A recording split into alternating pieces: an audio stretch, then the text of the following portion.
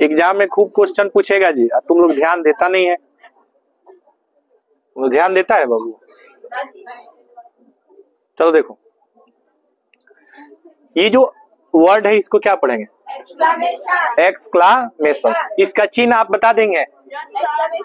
ये देख रहे हैं, एगो डंडा खींच के नीचे बिंदु दे देंगे तो उसका नाम हो जाएगा एक्सक्लामेशन मार्क। सुनिए, एक्सक्लामेशन मार्क का प्रयोग 2 सेंटेंस में किया जाता है। कितने सेंटेंस में? 2। एक्सक्लामेशन सेंटेंस, एक्सक्लामेटरी सेंटेंस जी। और एक क्या? और एक वो नहीं। ओके, तो बताइए जरा, अगर हम आपसे कुछ पूछें, जी बिल्कुल सही, यू आर राइट। देखिए, अगर हम आपसे कुछ पूछें तो आप लोग बताएंगे?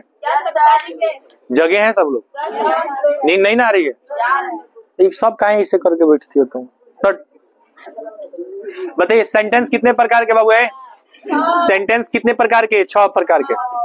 आप देखिए, ये बहुत इंपॉर्टेंट चीज है और इसे एग्जाम में क्वेश्चन पूछेगा। एक सेंटेंस आपको पहले भी पढ़ा चुके हैं, अब यहाँ पे रिवीजन करवा रहे हैं। अच्छे से समझ लीजिए किस सेंटेंस में कौन सा पंचुएशन लगेगा, किस सेंटेंस में कौन सा पंचुएशन। इस पे एक वीडियो भी बनाना है हमको, पंचुएशन वाला।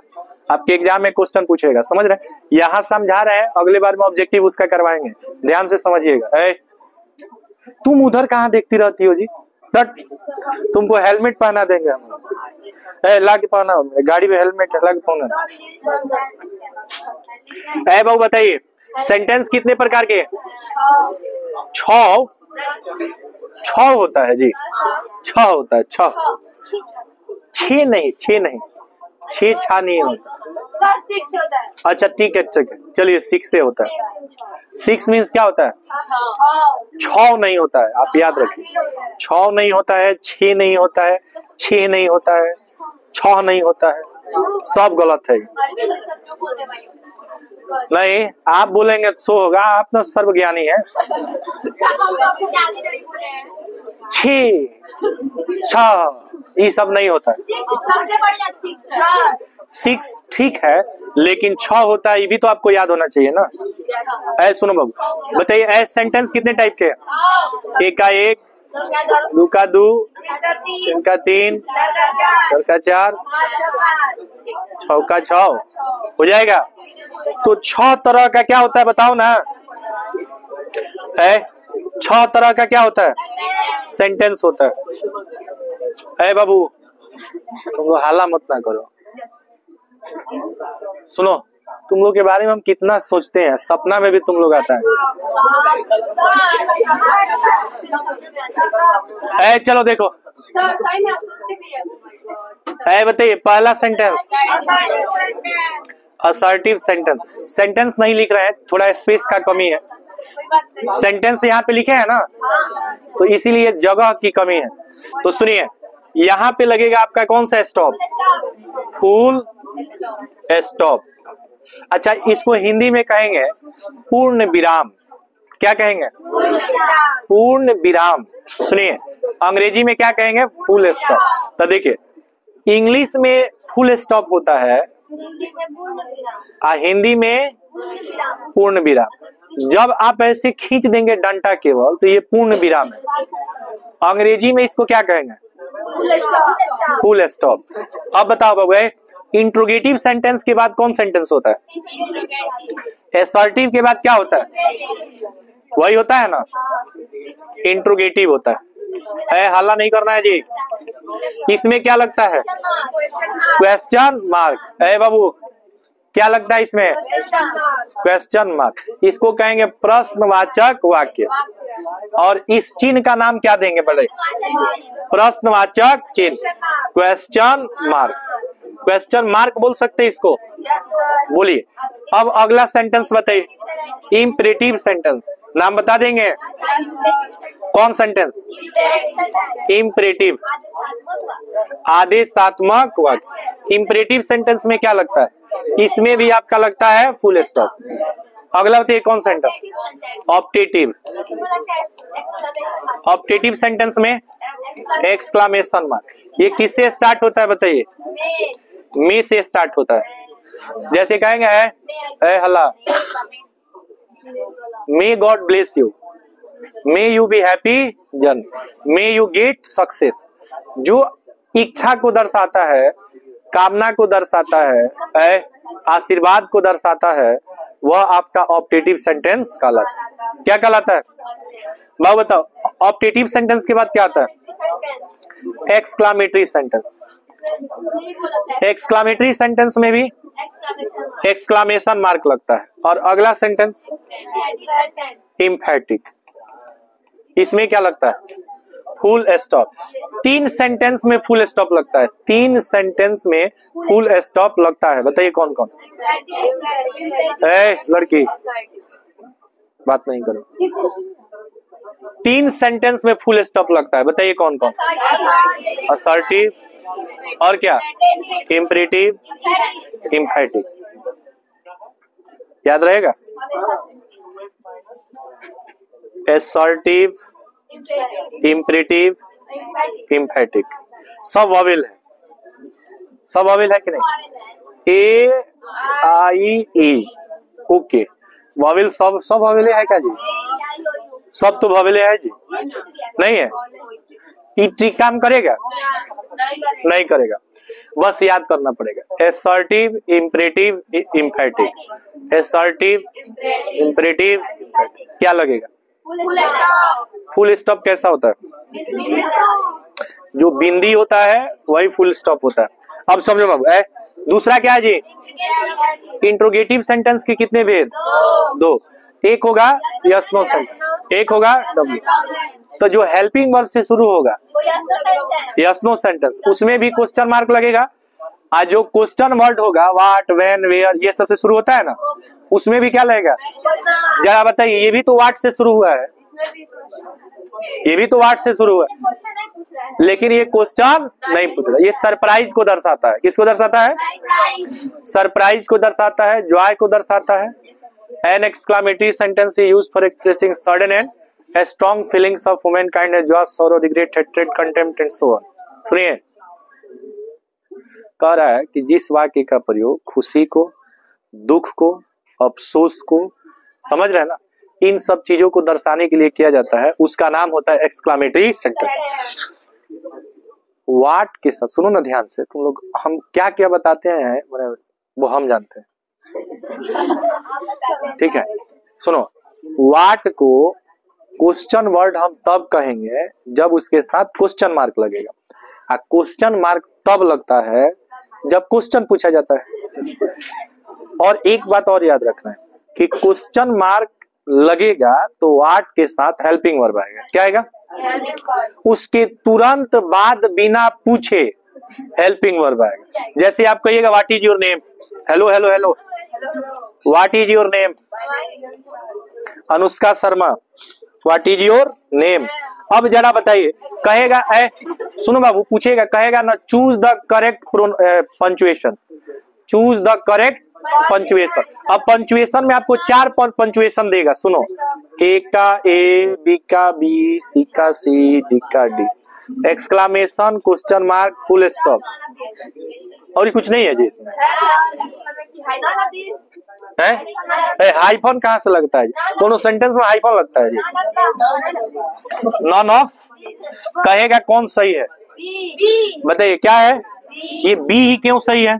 क्योंकि आपका नाम क्या है, इससे प्रश्न का बोध हो रहा है, इसलिए इसमें प्रश्नवाचक चिन्ह लगेगा और इसलिए इसको हम क्वेश्चन मार्क कहेंगे। कोई दिक्कत आपको? लेकिन जरा बताइए, व्हाट अ ब्यूटीफुल सीन है, what a beautiful sir, what a beautiful scene. Scene माने क्या होता है? दृश्य या नजारा। क्या नजारा है? कितना सुंदर नजारा। तो कितना सुंदर नजारा है, जैसे आप कहीं पे घूमने फिरने जाते हैं तो आप बोलते हैं ना कि व्हाट अ ब्यूटीफुल सीन। नहीं गए घूमने? अभी आप स्टूडेंट लाइफ में हैं तो क्या घूमेंगे? किताबें में घूम लीजिए, मार्क सर क्या। चलो घूमने चलते हैं, सब लोग चलेंगे घूमने, ठीक है? चलो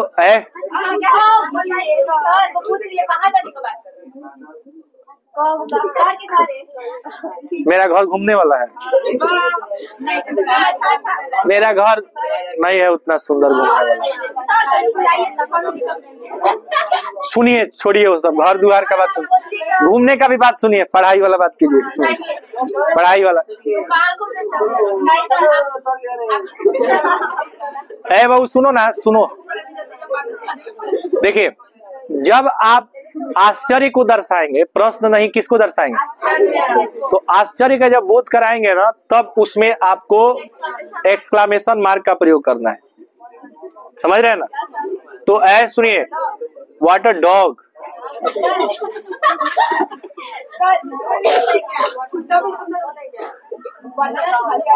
ऐ सुनिए, तो आपको समझ में आ गया कि इसमें कौन सा पंचुएशन लगेगा।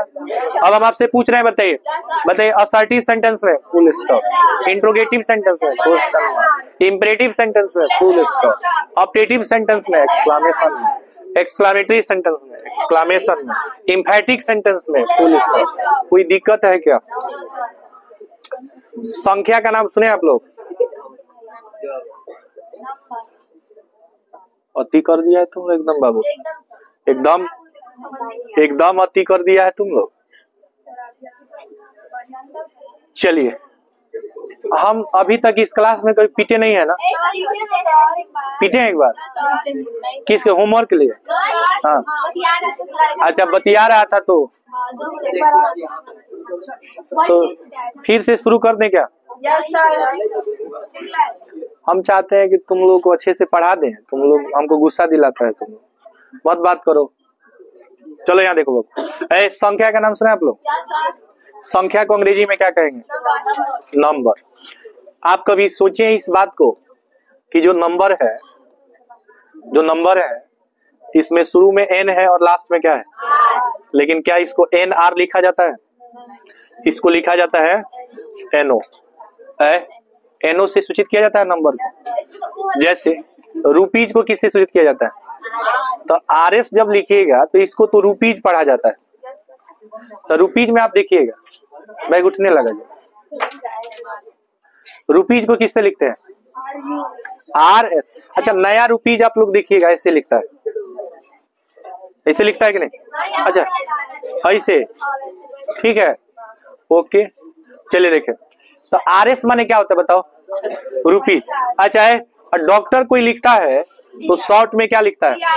इंजीनियर लिखेगा तो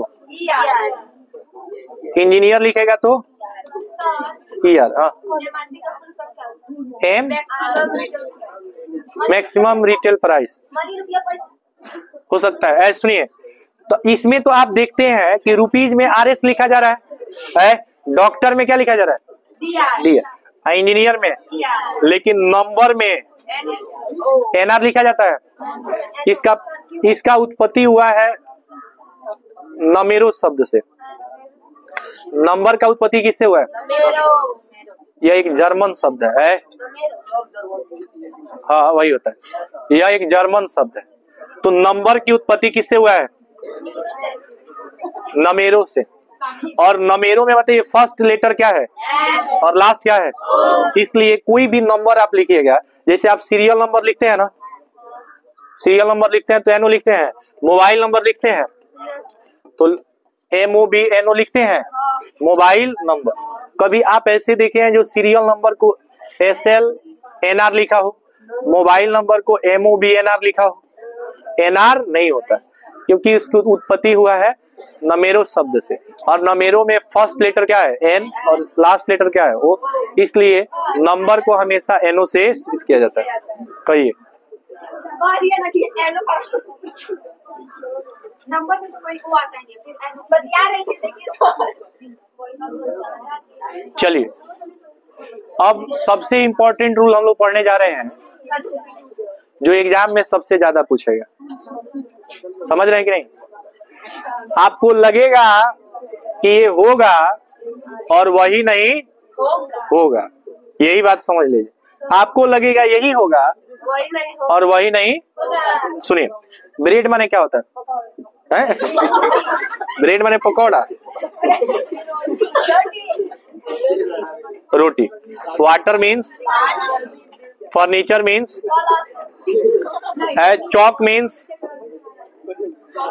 चौक मीन्स खली, न्यूज मीन्स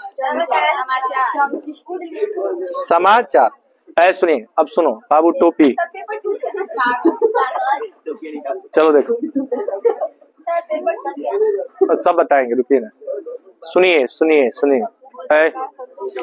ये जितना देख रहे हैं ना, ये सब नाउन जो है देखने में लगेगा काउंटेबल है, लेकिन आपको बता दें ये अनकाउंटेबल है। क्या है? कौन नाउन है बताइए, कौन नाउन है ये, बोलो ना। अनकाउंटेबल। जैसे राइस अनकाउंटेबल होता है ना बाबू, water, oil, iron, coffee, tea, ghee. सुनो, क्या इसमें एन लगेगा? एन लगेगा? बोलो ना जी, इसमें एन नहीं लगेगा। राइस को आप गिन सकते हैं, वाटर को गिन सकते हैं। कह रहा है कि indefinite articles are not used before uncountable nouns। uncountable noun के पहले indefinite articles का प्रयोग नहीं किया जाता है। uncountable noun के पहले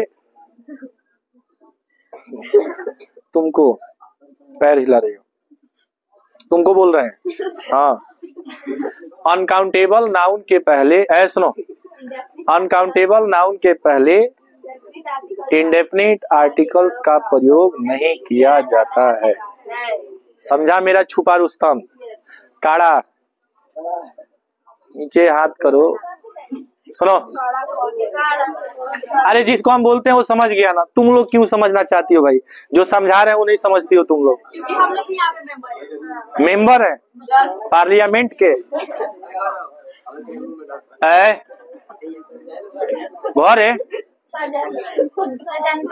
अभी टाइम हो गया, मारेंगे इतना मार ना, स्कूल जाना भूल जाएगा तुम लोग। बाबू तो बैठ जाओ तो एकदम, ये सब स्कूल जाता है, तो रेडी होकर के आया करो। बीच में 9 बजे के पहले अगर कोनो उठ गया ना बिना मेरे इजाजत का, दुनिया से उठा देंगे हम।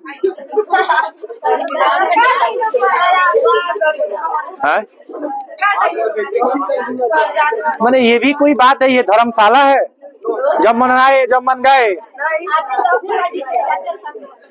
कभी रेयर केस में कोई अर्जेंट काम हुआ तो आप चले गए, इसका मतलब ये थोड़ी है कि कोई नियम नहीं है, जिसको जब मन करेगा भाग जाएगा। बहुत मार मारेंगे। जिसको भी स्कूल जाना है ड्रेस पहन करके आना है, 9 बजे छुट्टी होगा, सबको एक साथ जाना है। बीच में अगर कोई उठ गया कल से, सुनो देखो कितना इंपॉर्टेंट रूल है, तुम लोगों को क्या पता है?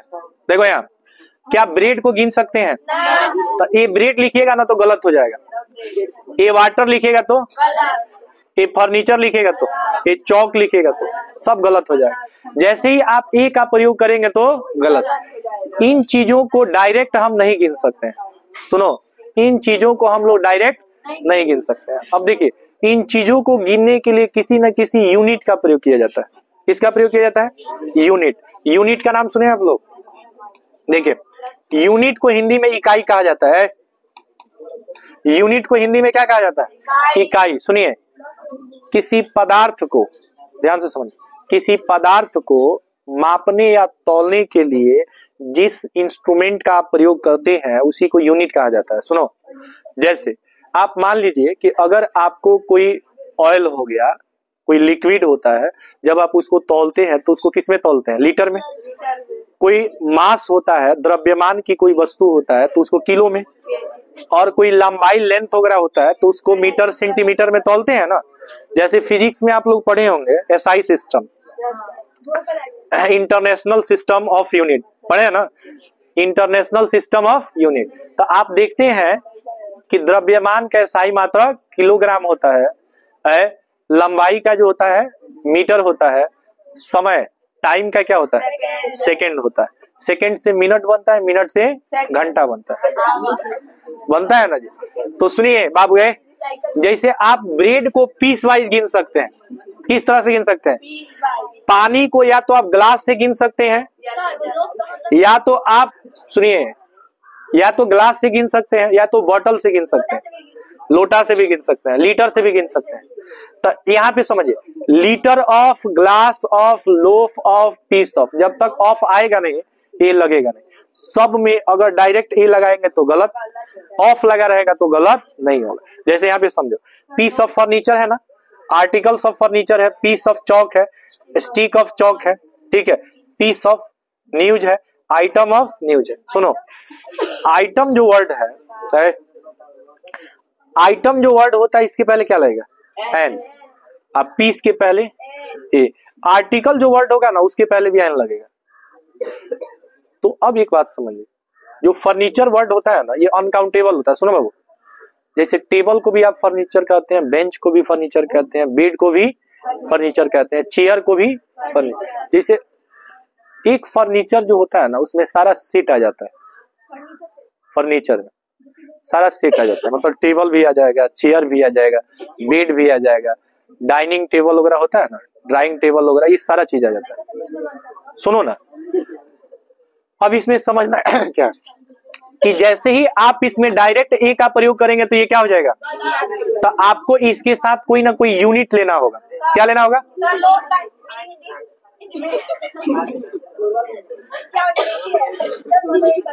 ये लोफ ऑफ ब्रेड का मतलब ये पीस ऑफ ब्रेड से है। इसका भी अर्थ टुकड़ा होता है। इसका भी अर्थ क्या होगा? टुकड़ा। पीस मतलब ही टुकड़ा। सुनिए, सुनो ना बाबू, ये ब्रेड देख रहे हैं, ये वाटर देख रहे हैं, ये फर्नीचर देख रहे हैं, डायरेक्ट इसके पहले एन का प्रयोग करेंगे तो गलत। लेकिन जब ये ऑफ से जुड़ा रहेगा, किससे जुड़ा रहेगा? ऑफ से। कह रहा है ना, a lot of, a piece of जुड़ा रहेगा ना, तो आप इसके पहले एन का प्रयोग कर सकते हैं। किसका प्रयोग कर सकते हैं? तो डायरेक्ट वाटर के पहले ए वाटर नहीं लगेगा, लेकिन अगर ग्लास ऑफ दिया हो, बॉटल ऑफ दिया हो, लीटर ऑफ दिया हो, टंकी ऑफ दिया हो, टंकी ऑफ, पानी टंकी में होता है कि नहीं होता? पानी बोतल में होता है कि नहीं होता? पानी को लीटर में माप सकते हैं कि नहीं? जैसे आप बिस्लेरी वगैरह का जो पानी होता है उसको आप तो लीटर में लेते हैं, 1 लीटर 2 लीटर होता है कि नहीं होता? सुनो, तब ब्रेड के पहले क्या ए लगेगा? लेकिन ए पीस ऑफ ब्रेड क्या है? सही है। बताइए, वाटर के पहले ए लगेगा, लेकिन a glass of water, A bottle of water, A litre of water क्या है? गैलन का नाम सुने आप लोग? गैलन से वाटर को माप सकते हैं कि नहीं? है, गैलन से वाटर को माप सकते हैं कि नहीं? तो एक गैलन ऑफ वाटर भी हो सकता है, एक गैलन ऑफ पेट्रोल भी हो सकता है, गैलन ऑफ डीजल भी हो सकता है। जितने भी लिक्विड होते हैं उसको तो गैलन में भी आप रख सकते हैं। सुनिए, फर्नीचर में भी एक पीस ऑफ फर्नीचर हो जाएगा, आर्टिकल ऑफ फर्नीचर हो जाएगा। तो अब आपको इस बात पर ध्यान देना है कि नियरेस्ट वर्ड क्या है? नियरेस्ट वर्ड फर्नीचर है कि आर्टिकल है? फर्नीचर के अनुसार एन लगेगा कि आर्टिकल के अनुसार? तो आर्टिकल के पहले क्या लगेगा? अब पीस के पहले। आइटम के पहले क्या लगेगा? अब पीस के पहले। सुनो, कुछ समझ में आ रहा है कि नहीं आ रहा है? राबिस का नाम सुने आप लोग? राबिस, चिमनी, चिमनी का नाम सुने आप लोग?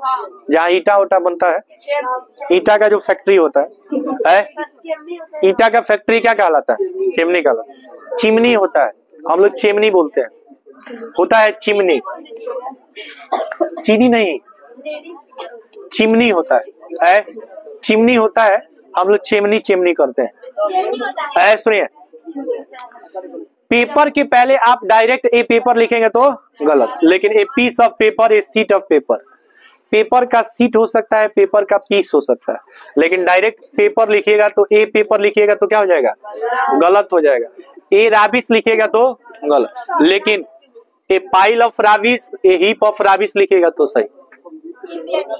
हीप और पाइल का अर्थ होता है ढेर, जैसे बालू का ढेर।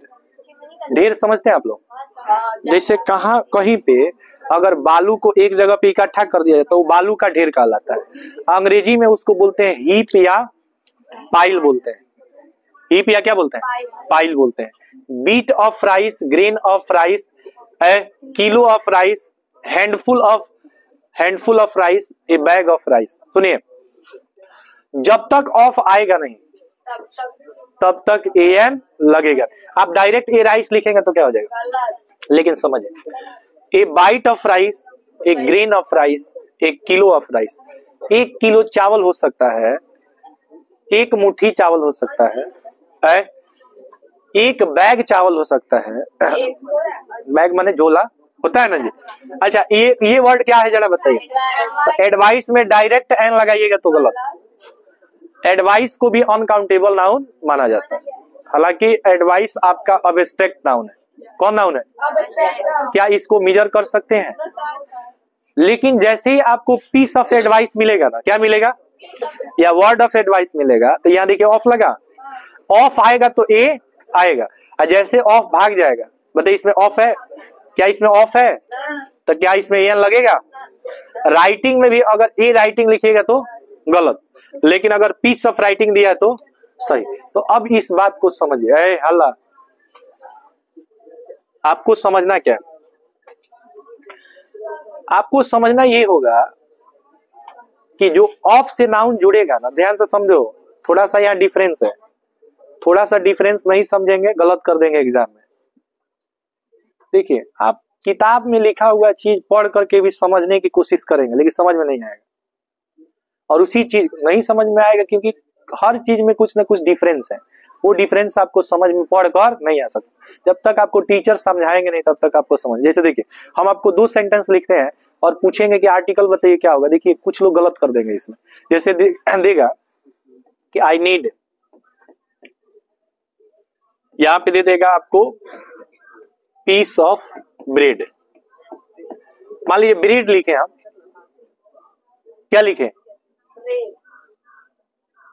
ब्रेड लिखे, अरे ब्रेड लिखे, एडवाइस लिखे, कुछ भी लिखे, सब उसी कैटेगरी का है।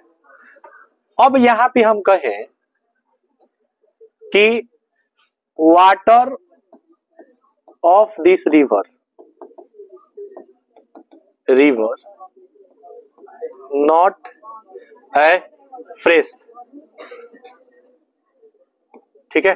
अब सुनो, यहां पे भी ब्लैंक दे देगा और यहां पे भी ब्लैंक दिया, कहेगा कि which of the following option is correct, choose the correct option.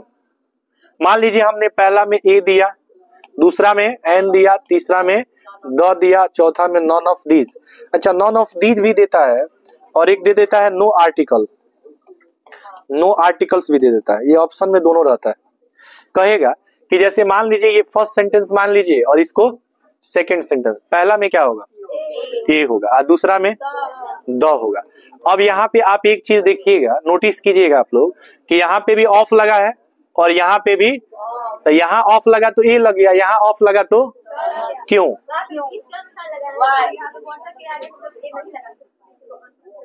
क्योंकि डायरेक्ट वाटर के पहले ए नहीं लगता है। लेकिन अगर आप यहाँ पे लिखिएगा है पीस ऑफ ब्रेड या लीटर ऑफ वाटर, मान लीजिए हम अगर यहाँ पे ब्रेड लिखे हैं तो मान लीजिए यहाँ पे हम कुछ और लिख दें, चलिए उसको रखते। अब इसमें एक डिफरेंस आपको समझना है, देख सुनिए भाई, कि वाटर ऑफ से जुड़ा है, यहाँ पे दोनों वाटर ही लिख दीजिए तो और आपको समझ में आएगा अच्छे से।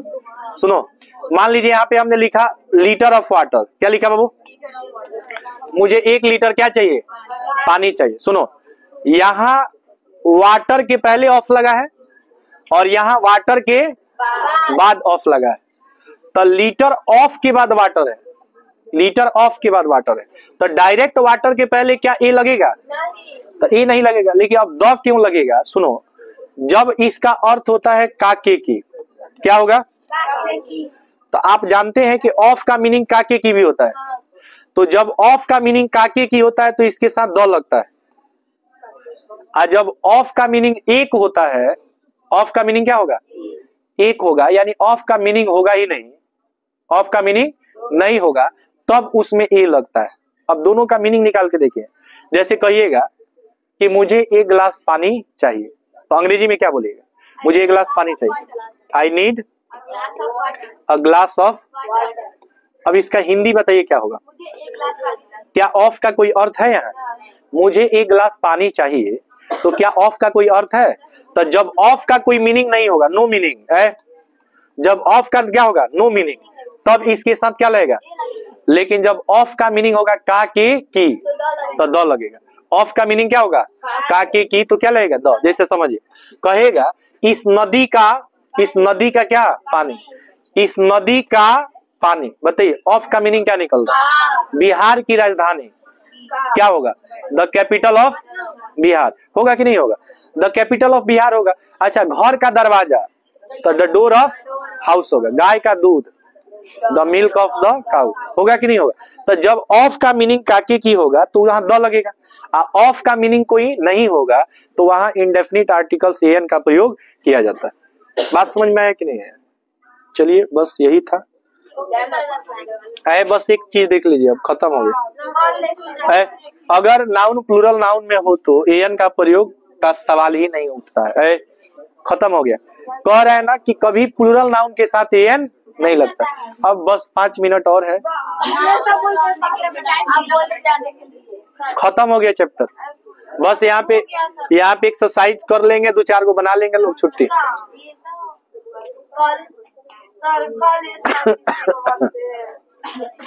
कह रहा है कि पुट एन का प्रयोग कीजिए बिफोर द फॉलोइंग वर्ड्स, निम्नलिखित शब्दों के पहले एन का प्रयोग कीजिए। कुछ आपको फ्रेजेस दिखेंगे। वर्ड और फ्रेज में क्या अंतर होता है? बताइए, वर्ड और फ्रेज में क्या अंतर होता है? वर्ड मीन्स एक ही शब्द होता है, उसको वर्ड कहा जाता है। अब बहुत सारा शब्द को फ्रेज कहा जाता है। तो एक साथ बहुत सारा शब्द आएगा तो क्या कहलाएगा? फ्रेज। जैसे समझो बाबू, जैसे यहाँ पे दिया है ऑनेस्ट बॉयज दिया है, तो एक से ज्यादा शब्द होगा तो उसको फ्रेज कहा जाएगा। एक से ज्यादा शब्द रहेगा तो उसको क्या कहा जाएगा? फ्रेज। एक ही शब्द रहेगा तो उसको वर्ड। तो बताइए एक वर्ड है कि फ्रेज है? लेकिन जरा बताइए, यहाँ पे ऑनेस्ट चाइल्ड फ्रेज है, यूजलेस बुक्स क्या है? फ्रेज है। लेकिन अब आप याद रखिएगा, फ्रेज में भी कुछ ऐसे फ्रेज होते हैं जिसका एक वर्ड टू वर्ड मीनिंग होता है, और कुछ ऐसे फ्रेज होते हैं जिसका सारे वर्ड्स का एक विशेष मीनिंग होता है, स्पेशल मीनिंग होगा। जैसे समझिए, अगर आपको देगा ये डार्क हॉर्स, क्या दे देगा? ये डार्क हॉर्स। अब इसका हिंदी आप बताइए क्या होगा? एक काला घोड़ा। लेकिन इस शब्द का अर्थ होता है छुपा रुस्तम। क्या होता है? छुपा रुस्तम। अब बताइए क्या ये वर्ड टू वर्ड इसका मीनिंग है? नहीं है, इसका वर्ड टू वर्ड मीनिंग नहीं। तो कुछ फ्रेज आपको मिलेगा जिसका वर्ड टू वर्ड मीनिंग होगा, कुछ फ्रेज ऐसा होगा जिसका वर्ड टू वर्ड मीनिंग, उसको आपको याद करना पड़ेगा। जी हाँ। अब बताइए एग और एग्स में क्या अंतर है? आप बताएंगे एग और एग्स में क्या अंतर है? एग्स मतलब प्लूरल है, प्लूरल है कि नहीं? एग क्या है?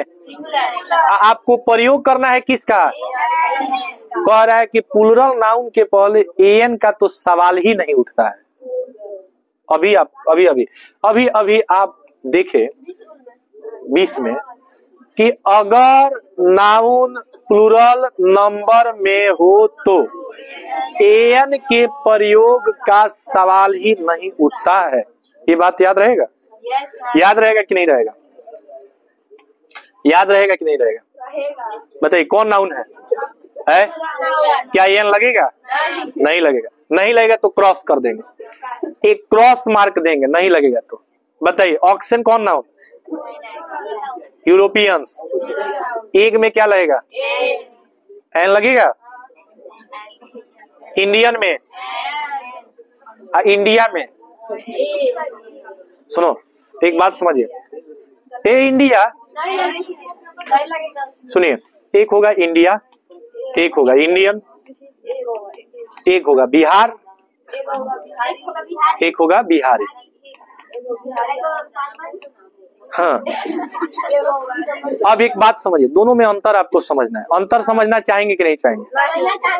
समझेंगे। आप देखिए, आप किसी भी घड़ी से अगर टाइम देखेंगे, अगर 9 बज गया होगा तो आप चले जाए। बजा है किसी भी घड़ी में 9 बजा है। 5 मिनट में आप चिल्लाएंगे, हम छोड़ेंगे नहीं। अब 5 मिनट में ही खत्म हो जाएगा, छोड़ देंगे। तुम पढ़ो, तुम मेरा याद रखो, पढ़ना पड़ेगा तुमको बहुत, तुमको सबसे ज्यादा मेहनत करना पड़ेगा, क्योंकि सबसे पहले भागने में तुम रहती है। ऐ सुनो, ऐ बाबू सुनिए, सुनेंगे कि नहीं सुनेंगे? इंडिया और इंडियन में क्या अंतर है? इंडिया जगह या स्थान का बोध कराएगा, इंडियन इंडिया में रहने वाले व्यक्ति का बोध कराएगा। बिहार स्थान या जगह का बोध कराएगा, और बिहारी बिहार में रहने वाले व्यक्ति का बोध कराएगा। तो जब प्लेस से बोध होगा, सुनो ध्यान से, जब प्लेस से बोध होगा तो इसमें एन नहीं लगेगा। एन लगाएंगे तो गलत हो जाएगा। एन लगाएंगे तो क्या हो जाएगा? किसके पहले? लेकिन जब ये सिटीजन को दर्शाएगा, सिटीजन मतलब क्या जी? नागरिक। जैसे बिहार का रहने वाला व्यक्ति बिहार का नागरिक होगा, और इंडिया का रहने वाला व्यक्ति इंडिया का नागरिक होगा।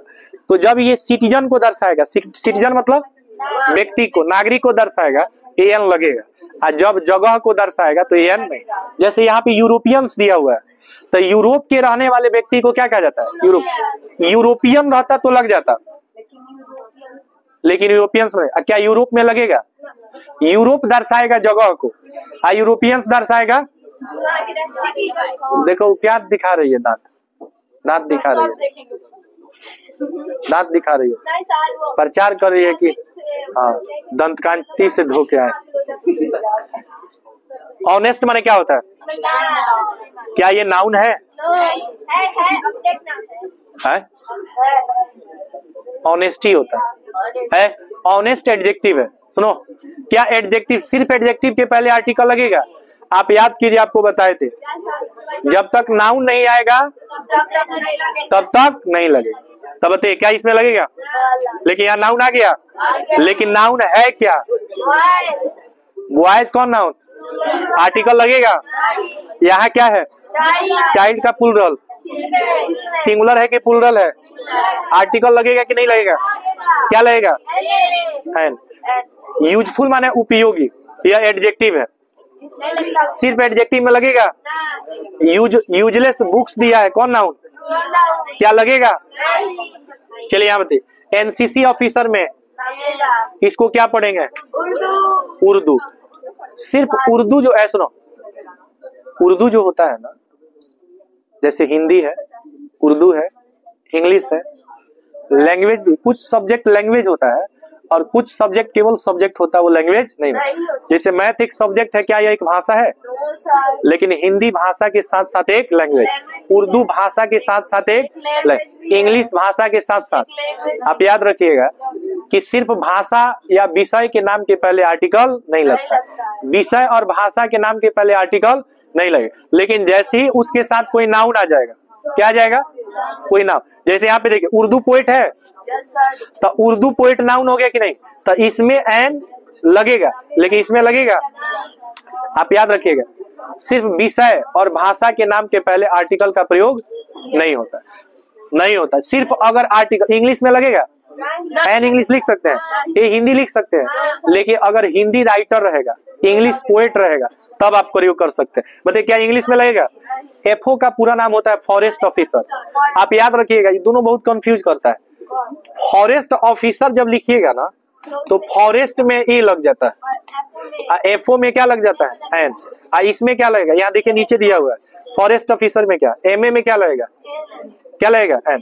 1 रुपी वन आइड मैन में ए लगेगा क्या? एन। ए लगेगा। एन लगाइएगा तो इसमें क्या लगेगा? इंक को गिन सकते हैं, खत्म। क्या खत्म? ये खत्म हो गया, ये बहुत सारा है, उससे मतलब नहीं है। बताइए एसडीओ में क्या लगेगा? एसडीओ में ए लगेगा। एसपी में एल लगेगा। एग्जाम में क्वेश्चन कैसे पूछेगा? ही इज खत्म हो गया। कौन सा तो आप आई? MP है, सी इज है हल। बताइए ए, बस खत्म।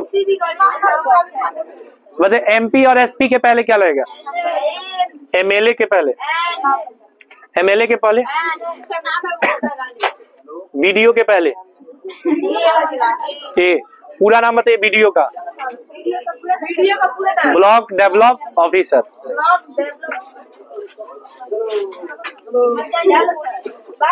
अब आप लोग जाएंगे तो हम क्या कर सकते हैं?